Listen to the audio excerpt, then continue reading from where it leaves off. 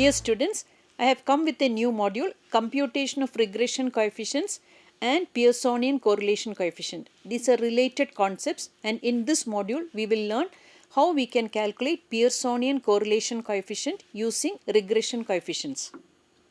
And we will be doing one problem also to prove this. So if you see the introduction, the constant b in the regression equation is called the regression coefficient. Now we have two regression equations, that is regression equation x on y and regression equation y on x. So we have two regression coefficients.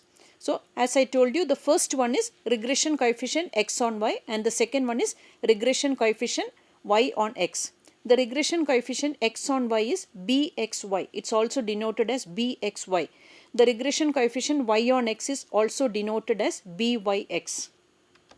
Now, so this regression coefficient x on y. So you can see that either it's represented as b or bxy. Now, what is the use of this bxy or the regression coefficient? This regression coefficient will measure the change in value of x corresponding to a unit change in y. We know that we can use this regression coefficient and correlation coefficient values for predicting. If this is the sales you want to achieve, what should be my advertisement budget? If this is the savings I want to achieve, then what should be my income and what should be my income tax? So we can predict the related things. So that is why we are learning this concept. So byx or bxy, the computation is important, and from there we can compute the correlation coefficient, and then we will use the values for prediction.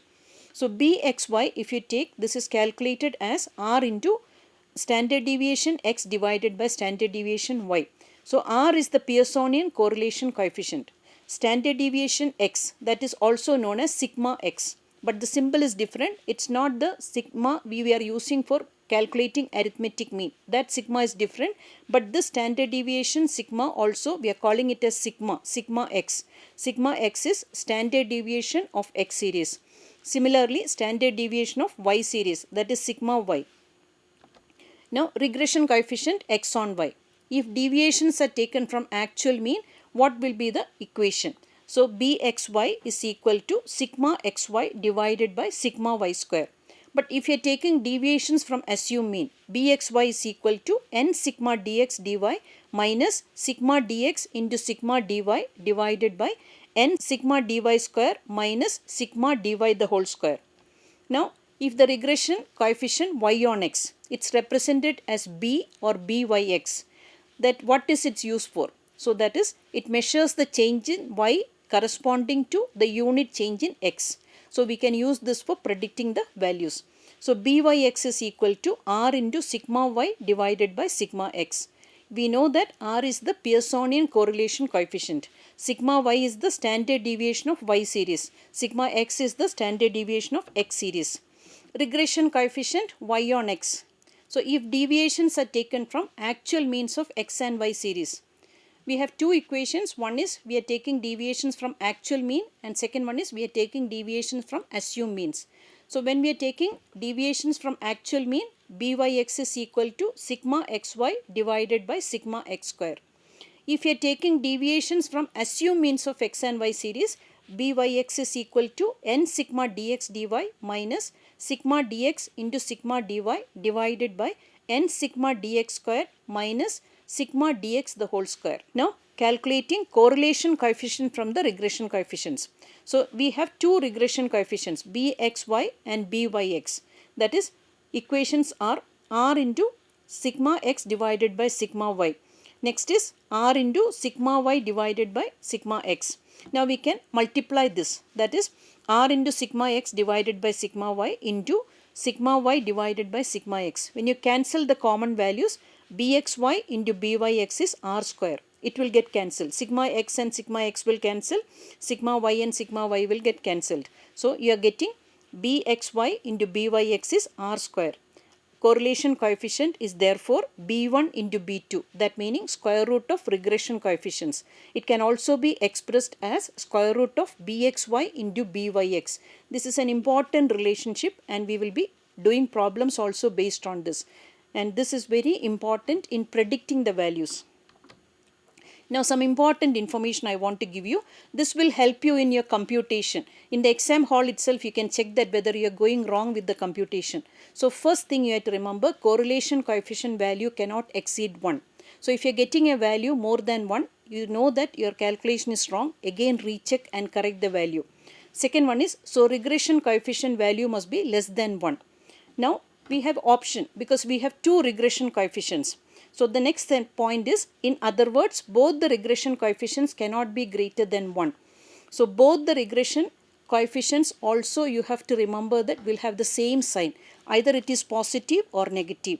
And one more thing, I am emphasizing the point. See, if one regression coefficient value is more than 1, the other one should be less than 1. Then only when you take the square root, you will get the correlation coefficient not exceeding 1. And another important rule is, both the regression coefficients will have the same sign.